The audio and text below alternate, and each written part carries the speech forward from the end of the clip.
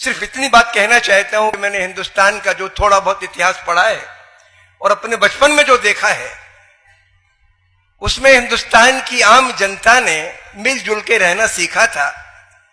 मोहब्बत थी। मेरे उस्ताद थे, मेरे टीचर थे मौलवी अहमद बख्श, सरकारी मास्टर थे।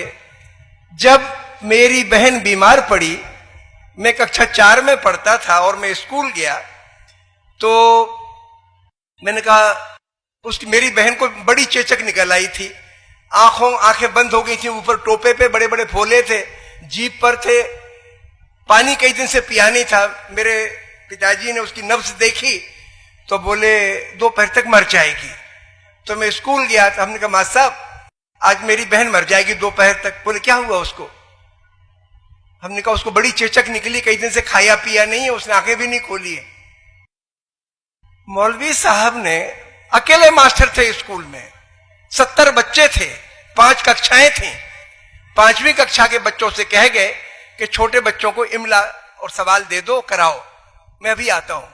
मेरे घर उसके पहले कभी नहीं आए थे।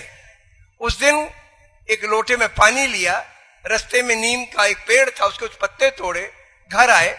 मैं अपनी माँ को बाई कहता था, तो उन्हें दरवाजे पे आवाज लगाई बाई, तो मेरी माँ गई और उनके पांव छुए। हमारे यहाँ रिवाज है, टीचर के को उस्ताद गुरु मानते। मेरी माँ ने उनके पांव छुए और रो पड़ी। बोली आज माँ साहब मेरी माँ बेटी मर रही है। बोली कहाँ है बेटी? उन्होंने कहा वो पड़ी है।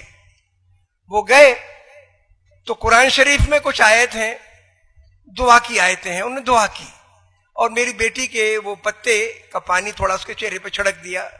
उसने थोड़ी सी आंखें हल्की सी मिलकाई और वो चले आए। दोपहर की नमाज पढ़ी, फिर आए और फिर उन्होंने दुआ मांगी और फिर थोड़ा सा पानी छिड़का, तो मेरी बहन के ने थोड़ा सा मुंह खोल दिया। तो मेरी माँ से बोले कि भाई इसके मुंह में थोड़ा पानी डाल दो। आते रहे 2-3 दिन, वो मेरी बहन ठीक हो गया, आज जिंदा है। ये हमारे हिंदुस्तान की तहजीब है। भूल जाओ राजाओं ने क्या किया, गुंडों ने क्या किया, लुटेरों ने क्या किया। हिंदुस्तान का आवाम तो ये है।